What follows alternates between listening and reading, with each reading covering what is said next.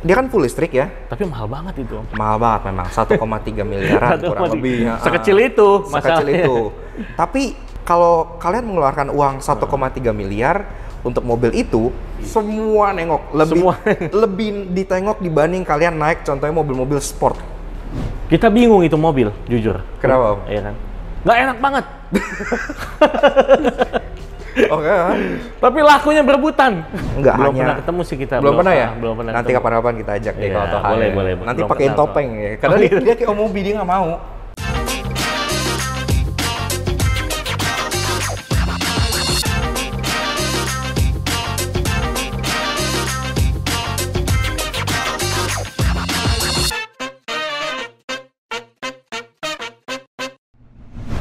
Ya, podcast kita hari ini acaranya Auto Hike Ngopi, ngobrol otomotif penuh inspirasi.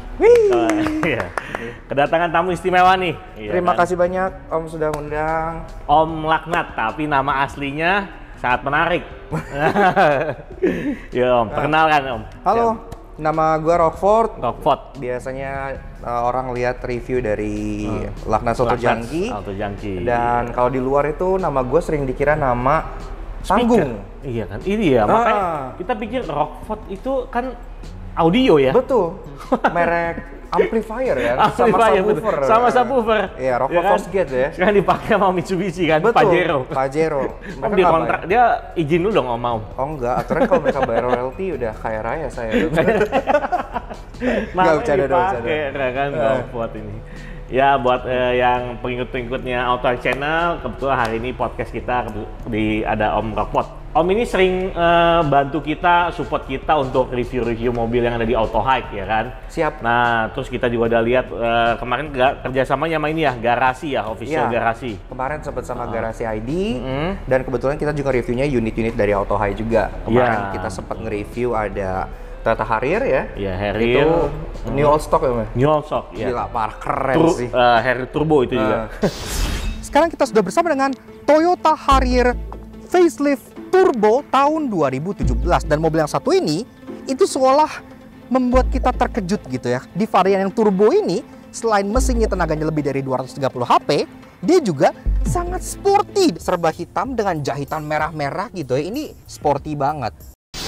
Itu dari Harrier yang sebelumnya yang non-turbo itu rasa naiknya lumayan jauh ya, Maksudnya dari dicoba segi kan? tenaganya gitu. Tenaganya beda jauh. Beda banget gitu. Jadi memang banyak yang belum sempat ngerasain Harrier yang ini karena yang baik dijual tuh saat tahun 2014, 15, 16 itu yang belum turbo. Saat yang udah turbo 17 ini orang udah terfokusnya di model-model lain dan ya nggak banyak juga yang masuk ke Indonesia. Dan orang mungkin lebih larinya jadi ke Lexus gitu ya. Betul, orang baik lari ke Lexus.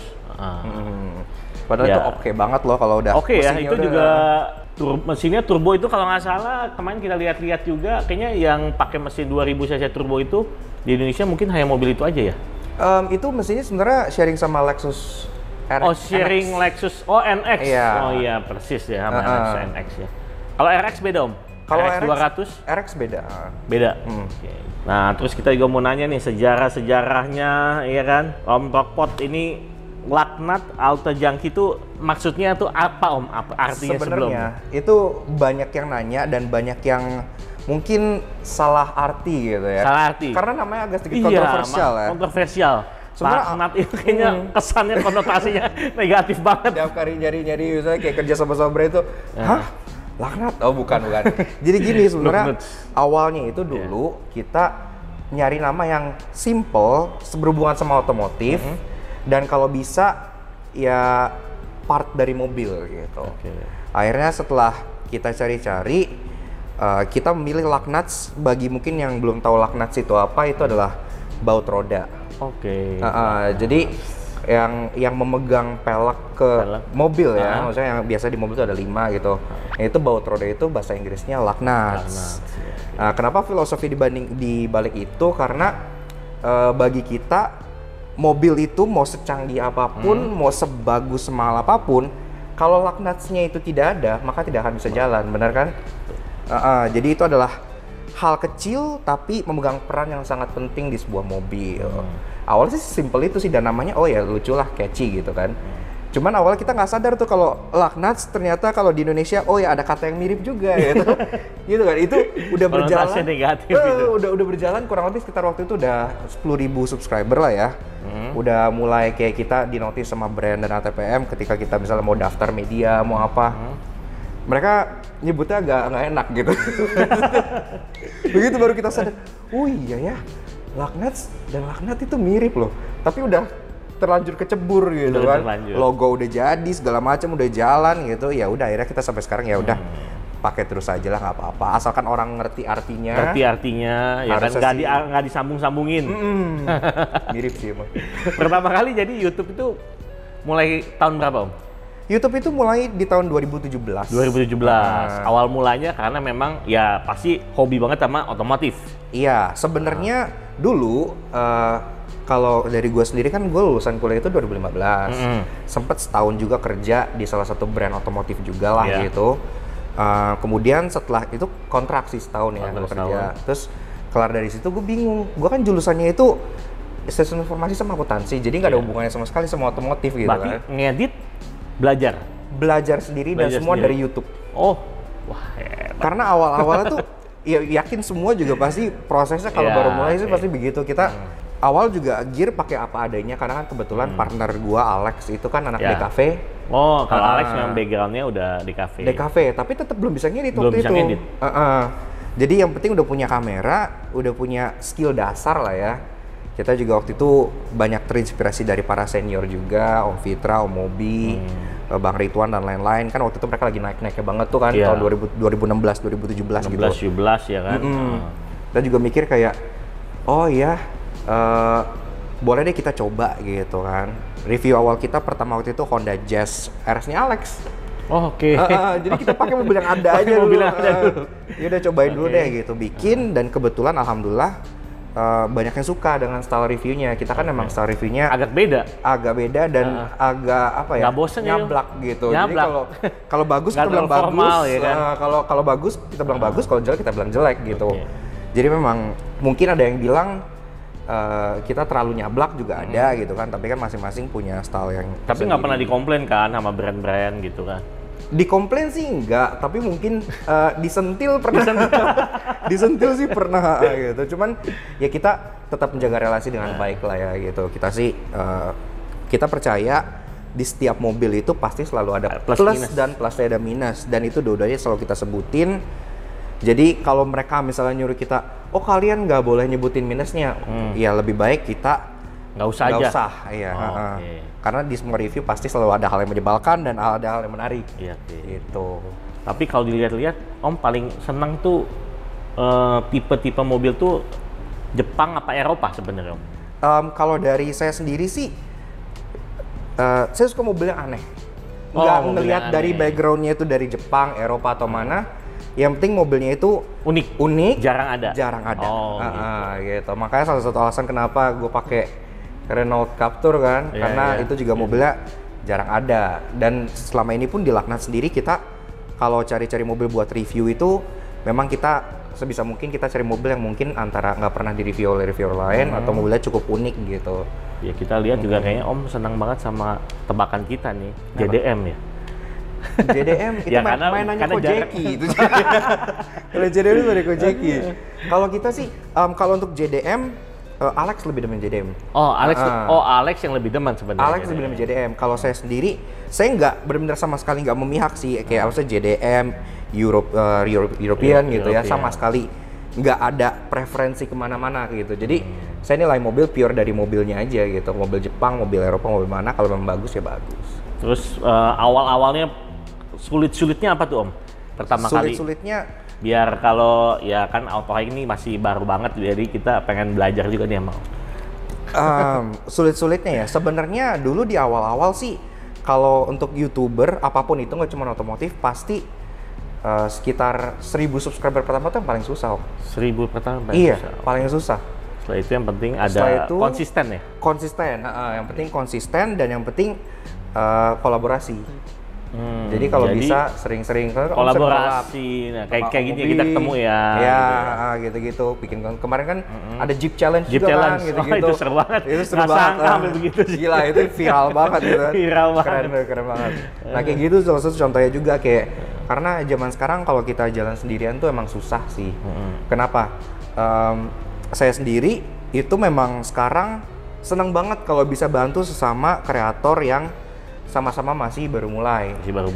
Kayak contohnya misalnya CVT Indonesia, ataupun berkendara, ataupun teman-teman yang lain lah yang mungkin baru mulai start YouTube setahun 2 tahun akhir ini gitu. Karena kita sendiri dulu merasakan ibaratnya saat-saat seperti mulai itu ya? dari nol dan dulu kita gak ada yang bantu. Kita benar-benar pas dari awal di tahun 2017 itu jadi gapnya tuh udah kejauhan antara kita dengan yang memang udah established seperti AutoNet Max atau yang lain-lain teman-teman gitu kan.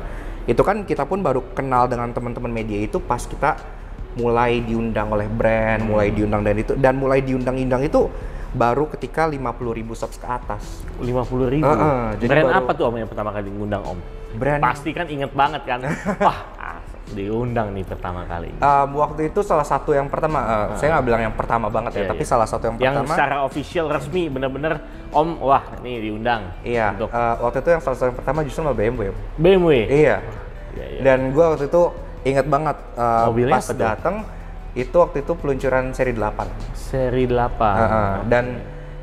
Dan pas kesana gitu ya disambut oleh PR-nya dan dia bilang we've been following your work gitu-gitu kayak merasa thank you banget. Udah kayak di notice idola gitu rasanya kan gitu. Jadi benar-benar emang awal-awal sih ya ada ups and downs lah, tapi asalkan yang kayak gue bilang kalau misalnya kayak kolaborasi saling bantu pasti yakin sama-sama sih bisa maju gitu. Nah, ini tips-tips yang bagus banget nih. Terus juga selama berjalan itu pasti banyak kesulitan juga, terus juga sampai sekarang juga udah berapa nih Om subscriber? Sekarang 290.000. Berarti bener-bener kalau kata orang kan viewernya, subscriber banyak, viewernya banyak, bener-bener wah income dari YouTube-nya juga lumayan banget tuh. Kalau ngomongin itu sebenarnya justru tidak seindah yang dilihat. Tidak seindah yang dilihat. Boleh tanya sebuah YouTuber, apalagi kalau ngomongin AdSense ya. AdSense ya. Iya karena yang orang-orang bilang itu di mana YouTube itu income streamnya itu mengandalkan viewer atau AdSense itu sebenarnya emang enggak. Betul. Itu kita sendiri aja tuh benar-benar gimana ya? Kan hitung-hitungan dasarnya Om, sebenarnya itu kalau secara global 1.000 view itu $1. Iya. Tapi kan di Indonesia kan konversinya kan lebih rendah karena kan dia tergantung negara juga kan. Indonesia justru masuk top 20 paling rendah. Top 20 paling rendah? Iya. Padahal saat ini kan lagi banyak yang nonton sebenarnya YouTube. Iya betul. Nah, kita membantu nggak sih terakhir-terakhir itu? Kayaknya tuh mereka hitung-hitungan untuk CPM-nya itu nggak berdasarkan dari berapa orang di negara itu yang nonton, tapi ada juga kontribusi kayak negaranya itu gimana, crime rate di negaranya dan lain-lain, banyak faktor yang juga gitu. Makanya negara-negara yang tanda kutip damai, adem kayak misalnya contohnya Swiss atau Finland, Kanada, itu lebih tinggi CPM-nya jauh. Oh gitu. Jadi, berdasarkan itu ya berarti bisa ngaruh juga. Jadi bukan di sini berdasarkan penontonnya kan Indonesia kan penduduknya banyak nih, udah pasti. Enggak juga begitu sih. Dan itu nggak ada yang tahu gimana caranya. Nggak ada yang tahu gimana caranya. Yang jelas di sini itu bahkan nggak nyampe $1. Jadi mungkin hanya $0.50 per 1.000 tayang. Sedangkan kalau yang di sana-sana tuh bisa sampai kayak 3,5. Jadi bisa. Berarti yang dikejar itu Om kejar tayang harus videonya banyak gitu terus dong? Iya. Kalau memang jadi kalau YouTube sendiri memang itu biasanya kan terbagi jadi dua kreatornya ya. Ada kreator yang mengejar quantity dan ada kreator yang mengejar quality. Sebenarnya dua-duanya itu nggak salah. Contoh kreator yang mengejar quality, misalnya Garasi Drift. Contohnya ya, mereka upload video mungkin bisa seminggu sekali atau 2 minggu sekali bahkan kadang-kadang gitu. Editnya lama banget, perfect tapi dia maunya. Perfect gitu kan. Tapi sekali jadi video boom banget, bagus banget hasilnya gitu. Dan itu nggak masalah. Nah, contoh kreator yang mengejar quantity misalnya B-Channel. Daily upload kan ya. Gitu. Katanya uploadnya malam terus ya Om? Iya, karena itu emang di schedule Om dia. Oh di schedule. Jadi untuk Om B itu dia syuting seminggu tuh, bukan seminggu deh, sehari bisa 5 mobil. Oh dikumpulin dalam sehari, ditabung. Tabungannya Tabungannya nggak habis sampai tahun depan Om. Oh gitu? Iya. Kalau misalnya sometimes ada Om Bi datang ke Auto High untuk review, boleh Om tanya kayak Om tabungan video udah berapa banyak. Oh gitu. Rata-rata sih bilang, oh ya cukup lah untuk setahun depan. Dan emang benar karena kan Om Bi kan videonya nggak hanya. Belum pernah ketemu sih kita. Belum pernah ya? Belum pernah. Nanti kapan-kapan kita ajak deh ke Auto High. Boleh. Ntar Om ajakin dah. Boleh. Nanti pakein topeng ya. Karena dia kayak Om Bi dia nggak mau.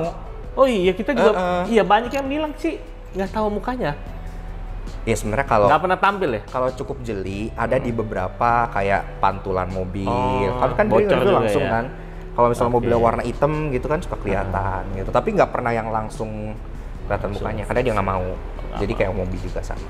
Terus juga yang selama review mobil pengalaman paling menarik, ya kan? Apa nih yang unik? Dari enggak harus di Indonesia juga, mungkin Om yang pernah review di luar atau mau di mana gitu. Oh jujur kalau dari kita sendiri sih kita baru sekali doang kalau keluar ya. Itu dan itu pun bukan berupa endorsan atau apa-apa, tapi kita literally kita pergi sendiri. Oh, pergi sendiri. Karena waktu itu kan mungkin sekitar 2019 ya. 2019 itu maksudnya kita pun belum terlalu dinotis oleh banyak brand. Jadi kita mau nggak mau kalau sebenarnya pengen keluar ya pergi sendiri. Dan itu pun kita pilih yang destinasinya cukup dekat dan nggak terlalu mahal. Itu kita ke Thailand waktu itu. Thailand. Di sana ada acara namanya Thailand International Motor Expo atau TIME. Oh Thailand, kayak motor show gitu ya? Kayak IMS gitu ya. Kayak IMS gitu, oke. Nah itu pernah juga sekali saya pernah lihat Thailand sih. Pernah ke sana? Besar sih, ya pameran itu. Cuman beberapa tahun yang lalu sebelumnya sih, sekali pengen lihat aja. Iya, nah di sana itu kita kan nggak bisa bahasa Thailand. Memang mereka sulit banget, mereka nggak mau ngomong Inggris juga beberapa kan. Jadi benar-benar emang mereka nasionalisnya lumayan gitu Nasionalis ya betul. Jadi pas ngomong tuh, ya kita pakai bahasa badan aja gitu, kayak misalnya kayak mau makan kayak hot please hot gitu. Kayak mereka tapi nangkep sih gitu ya, nangkep gitu. Dan di sana sendiri berhubung mobilnya itu sebenarnya banyak yang dimodif ya? Banyak. Karena modifannya luar biasa di sana sih. Terutama modifan mobil dieselnya. Dieselnya. Double cabin. Double cabin di sana sih memang benar-benar ini banget sih. Gila banget. Gila banget. Bahkan kita pas di hotel aja, kita kan bukan di hotel, di motel yang kecil gitu. Itu misalnya ngeliat keluar jendela gitu ya, tiap 10 menit pasti lihat ada double cabin modifan lewat. Betul. Hilux paling banyak ya kayaknya. Hilux ada, Triton. Trailblazer ada, Triton ada. Bahkan kemarin pertama kali ngeliat MUX sama D-Max facelift itu di sana. Gitu. Iya. Memang di situ memang modifikasinya memang secara cukup tertib lah ya, cukup rapih juga ya. Rapih. Terus kalau mobil-mobil sport gitu Om paling suka atau menurut Om paling menarik apa sih? Balik lagi ke yang tadi berarti ya, pengalaman soal mereview mobil. Nah, mobil apa yang menurut kita paling unik yang pernah kita review? Ini berarti mobil yang kita bawa pulang ya, kita pakai seminggu yang lah Om udah gitu. pakai seminggu gitu. BMW i3S. i3. Iya. Kita udah lihat juga tuh i3. Itu aneh banget. Bener-bener suka banget, unik ya? Unik banget. Maksudnya kayak dia kan full listrik ya. Tapi mahal banget itu. Mahal banget memang, 1,3 miliaran kurang lebih. Sekecil itu masalahnya. Sekecil itu. Tapi kalau kalian mengeluarkan uang 1,3 miliar untuk mobil itu, kalian pakai di jalan, itu lebih diliatin loh dibanding kalian naik mobil misalnya sekarang BMW berapa seri 5 misalnya, udah 1,5 M kurang lebih kan ya. Nggak ada yang lihat juga. Nggak ada yang lihat. 330 1,2 M. Nggak ada yang lihat. Kalian pakai i3 semua nengok, lebih ditengok dibanding kalian naik contohnya mobil-mobil sport. Itu benar-benar di jalan tuh eye catching banget dan rasa naiknya pun unik banget. Maksudnya kayak oke, secara listrik dia bukanlah mobil yang terbaik karena range-nya pun nggak terlalu jauh. Berapa tuh Om range-nya dia? Kalau ketika mobil listrik lain sekarang range-nya udah mencapai 350 km. Waktu itu dia range-nya itu kita mentok di sekitar 280. 280. Iya. Memang bisa dibikin lebih panjang dengan cara eco mode terus. Eco mode terus. Dan dia kan ada eco mode, ada eco plus kan. Eco plus. Dan kalau eco plus itu AC-nya mati. Tapi dia tarikannya nggak seperti yang mobil listrik lain yang sampai responsif sekali itu ya? Yang kayak Tesla gitu maksudnya. Memang nggak seresponsif Tesla gitu ya, tapi dibanding mobil biasa udah cukup responsif sih, cukup lah gitu. Jadi untuk pakai sehari-hari itu salah satu wishlist. Pengen lah, kalau misalnya nanti kelebihan duit, amin gitu. Kayak pengen punya i3 untuk ke pasar gitu. Iya seru banget tuh, bener-bener seru gitu. Terus menurut Om nih, mobil listrik ke depannya nih, dalam kita bicara nih 2 tahun ke depan deh. Iya. Apa udah bener-bener bisa terrealisasi dengan cukup banyak orang? Sebenarnya begini, Untuk Jakarta aja lah kita bicara ya. kita tentuin dulu lihat faktor dari apa sih yang sebenarnya menghalangi orang untuk membeli mobil listrik sekarang gitu kan. Sebenarnya faktornya itu menghalangi ada 2 faktor utama. Harga dan ketersediaan SPKLU. Nah, untuk harga sendiri memang sejauh ini kan sistem perpajakan dan lain-lain itu kan untuk mobil listrik masih belum jelas banget ya.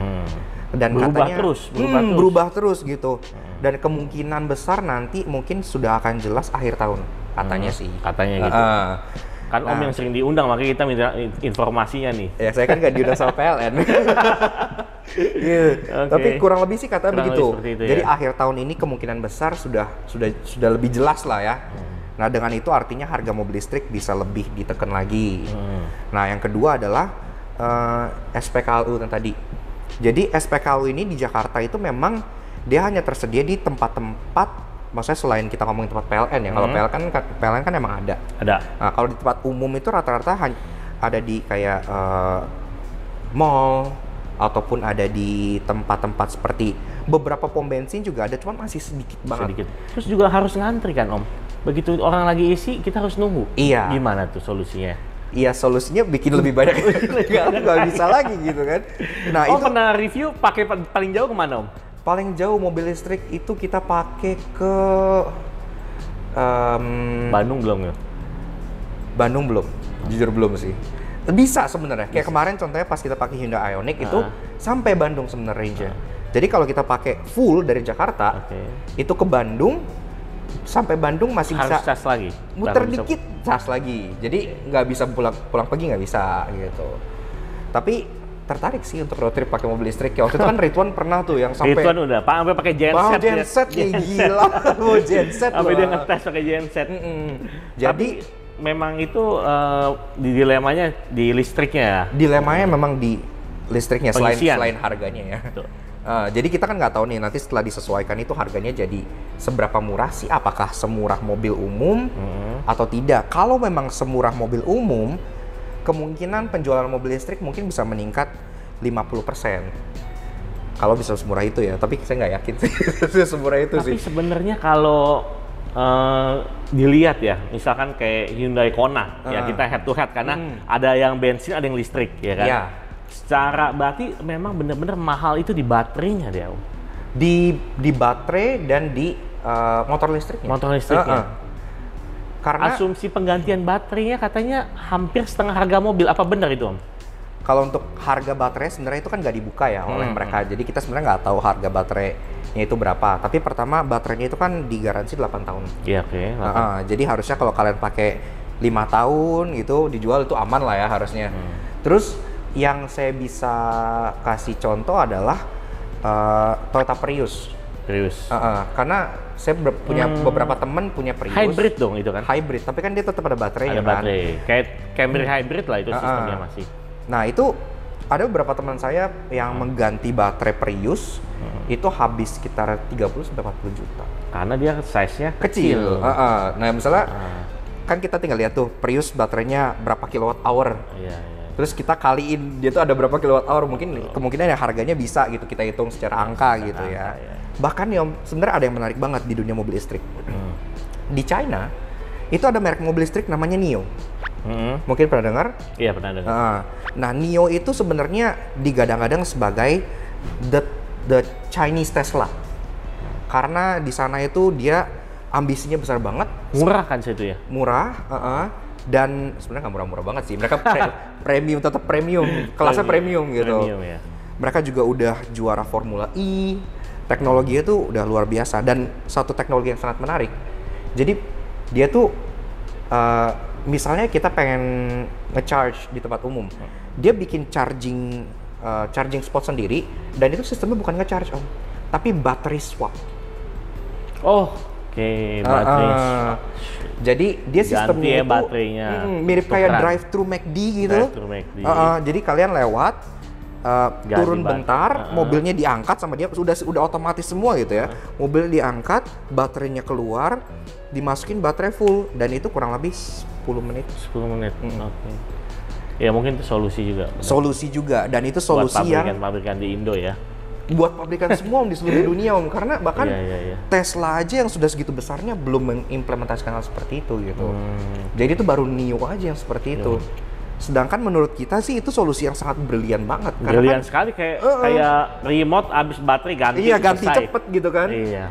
Dan ketika nanti pas kita udah bisa mengisi ulang baterai mobil secepat ngisi bensin, pasti penjualan mobil listrik akan jauh lebih banyak lagi. Betul. Karena selama ini kan kita mikir ngecas lama, nungguin secepet-cepetnya banget pasti kan 30 menit lebih gitu kan. Mengongguin di luar. Kalau benar-benar cuman drive thru lewat 10 menit berarti kan sama aja kayak kecepatan ngisi bensin. Sama aja, betul. Terus juga Om kan sering main-main nih ke AutoHike nih. Kira-kira ada nggak masukan-masukan buat kita nih? Masukan-masukan buat AutoHike? Untuk dari sosial medianya atau dari showroomnya, ada penjualannya gimana? Kalau soal penjualan, jujur ya saya sih ngeliat selama ini AutoHike stoknya muter terus jadi udah bagus gitu ya. Udah, ntar kalau saya kasih tau saya so tau lagi. Iya, saya kan bukan pedagang mobil gitu. Tapi kalau soal dari sosial media, soal dari YouTube, ya kalau bisa ajak lebih banyak teman-teman untuk hadir di sini juga nggak masalah gitu. Jadi semakin besar kita ngajak teman-teman untuk saling berkolaborasi, saling hadir, maka nanti tentunya kedepannya AutoHike juga pasti akan ikut naik juga secara namanya gitu. Dan nggak hanya kolaborasi, maksudnya hadir di podcast, tapi kalau bisa teman-teman dari AutoHike-nya juga yang ayo ikut masuk ke channel mereka juga. Masuk ke selama ini kan udah masuk kayak ke channel kemarin Om kan udah gitu. undang kita ke acaranya pembukaan teman Om apa? Iya, Armoda ya kan? Gitu-gitu. Thank you banget juga tuh. Sama-sama. Ya kita kenal beberapa teman-teman juga. Siap, nanti kalau ada acara berikutnya kita undang lagi ya. Boleh Om, diundang terus. Siap, ditunggu. Terus abis ini kedepannya Lucknuts ada mau bikin apa lagi nih Om? Yang menarik gitu? Justru terbalik. Kita justru sekarang pengen ngembaliin segmen-segmen kita yang hilang. Karena dulu pas kita mulai, pas kita kurang lebih 50-100 ribu itu, kita ada banyak segmen-segmen yang beda-beda. Kita ada Luck News, berita-berita otomotif, kita ada Petrol itu untuk fakta-fakta menarik otomotif, kita ada review barang, gitu-gitu kan. Cuman memang zaman sekarang kita merasa kalau dari channel kita yang paling menjual itu review mobil. Makanya segmen-segmen yang itu kita hiatusin dulu lah gitu, kita pause dulu gitu. Sedangkan udah banyak teman-teman sebenarnya yang request, ayo dong balikin lagi segmen Luck News gini-gini. Jadi kedepannya kita pengen coba dulu itu sih gitu. Kita juga sering liatin sih, memang nggak bosan sih. Review Om itu beda dari yang lain memang. Terima kasih banyak Om. Maaf kalau ada kata-kata yang tidak berkenan. Menghibur tapi menghibur. Oke Om, sekarang gantian saya pengen tanya nih Om. Gimana Om? Kalau dari AutoHike sendiri, untuk selama ini kan berarti kan udah puluhan bahkan ratusan mobil dijual gitu. Mobil paling unik yang pernah ada di stok AutoHike itu apa? Mobil yang paling unik? Paling unik. Nggak harus paling mahal, tapi paling unik gitu. Yang kemarin beberapa bulan lalu sih, kita dapat Defender. Defender yang tahunnya 2016 ya kalau nggak salah. Manual, diesel yang model lama itu ya. Kilometernya baru 1000 sih itu. 1000? Ya kan. Kita bingung itu mobil, jujur. Kenapa Om? Iya kan. Nggak enak banget. Tapi lakunya berebutan. Iya, memang ada marketnya sendiri. Ada marketnya sendiri. Mungkin nggak enak bagi kita. Ya, itu salah satunya itu.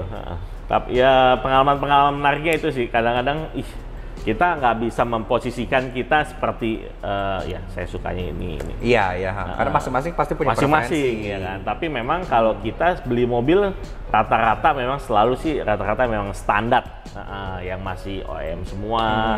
Karena kita beli Jeep Wrangler paling sering kan, yang udah dimodif-modif kita tetap paling banyak kita beli yang standar.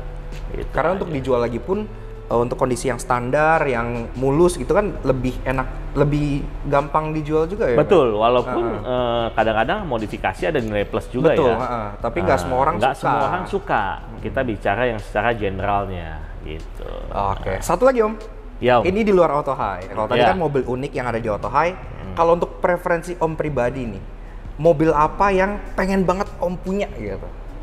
Nggak harus nilai harga, nggak harus nilai merek, pokoknya mobil yang, aduh gue pengen banget punya mobil. Kalau dari merek, kita tetap memang siapa yang suka BMW ya? BMW. Dari kecil memang pengennya BMW. Pengennya BMW. BMW, oke. Ya, terus kalau untuk modelnya tetap memang paling suka seri 7. Wah, Kayak Om Mobi juga nih. selera Om berarti ya. Selera Om. Kenapa Om? Kenapa BMW seri 7? Kan kalau BMW biasanya orang kan justru nyari yang fun to drive, yang mungkin seri 3 atau misalnya Z4 atau apa gitu. Tapi Om malah pilih sedan flagship termewahnya gitu. Karena kita selalu kalau melihat seri 7 itu fitur lengkap saya suka. Oke, ya kan? diakuin. Fitur lengkap saya suka, terus juga dia cabinnya juga luas. Ya kalau seri 5 saya setiap kali ngelihat modelnya nanggung. Oh, oke. Gitu. Ya nanggung. Modelnya nanggung. Kayak nggak kecil, nggak gede. Iya, gitu ya. nggak kecil, nggak gede. Jadi nanggung. Baru yang terakhir kali ini sih kita cukup suka nih yang terakhir nih. Tapi kalau dilihat-lihat harganya memang seri 7 memang ruginya pasti banyak. Tapi ya kadang kalau kita kan belinya bekas. Iya. udah turun nih. Jadi orang secara umum lihatnya, seri 7 enak kan. Tapi harga udah cukup terjangkau. Berarti Om lebih suka sedan dibanding SUV? Tetap suka sedan. Tetap suka sedan. Suka sedan. Hebat. Sekarang jarang loh orang yang lebih milih sedan dibanding SUV gitu. Karena sekarang semua SUV ya. gitu kan. Seperti itu. Kalau Om saya pribadi mobil yang saya pengen banget coba naik, pengen banget punya, pengen banget nge-review juga salah satunya ya. Itu cukup langka, Toyota Century. Century. Itu udah bukannya om-om lagi, itu kakek-kakek. Kaisar. Kenapa Toyota Century? Karena saya suka konsep di mana itu mobil tuh nggak mencolok. Dia kan tampangnya dari luar kalau orang nggak ngerti, dikira crown atau apa doang, gitu kan. Ini crown tua apa gimana gitu. Ya kan? Jadi benar-benar mobilnya tuh sleeper, tapi sleepernya bukan sleeper secara performance, tapi sleeper secara kemewahan gitu. Mobilnya tuh mewah banget, itu kan di Jepang salah satu mobil yang paling eksklusif juga ya gitu kan. Jadi pakai sama itu kan Kaisar. Iya, kalau misalnya dipakai memang untuk Kaisar gitu ya. Dan itu sempat beberapa kali memang ada yang bawa ke Indonesia kan. Iya. Dan itu benar-benar, waduh, harganya juga fantastis banget. Fantastis itu. Untuk itu waktu itu benar-benar harganya nggak. Tapi udah pernah review belum? Belum dalam kesempatan. Belum kesempatan. Yang paling banyak tahun-tahun berapa sih Om waktu itu? Apa tuh? Yang pernah masuk ke Indo yang Om tahu? Kalau yang pernah masuk ke Indo, yang terdeteksi yang baru-baru sih tahun 2019 ada yang masuk. Yang warna silver itu. Kalau nggak salah dijual di Prestige pernah. Prestige warna champagne. Oh, champagne. Itu pernah 2020 kalau nggak salah 2020, ya. okay. Tapi sebelum itu juga udah pernah ada yang bawa masuk juga warna biru tua. Rata-rata orang yang punya Century itu nggak mau diekspos loh. Oke. Jadi bukan hanya orang yang nggak mau diekspos, tapi mobilnya juga nggak mau diekspos gitu. Jadi memang mereka beli mobil ini eksklusif untuk mereka nikmati sendiri, dan mereka pun ya bukan orang yang juga mau diekspos untuk dijadiin konsumsi publik. Betul gitu. Jadi ada kelasnya sendiri sih. Itu benar-benar menarik sih dari sih. Balik sukses lagi terus Om, pokoknya biar Laknat makin roket. Amin, terima kasih.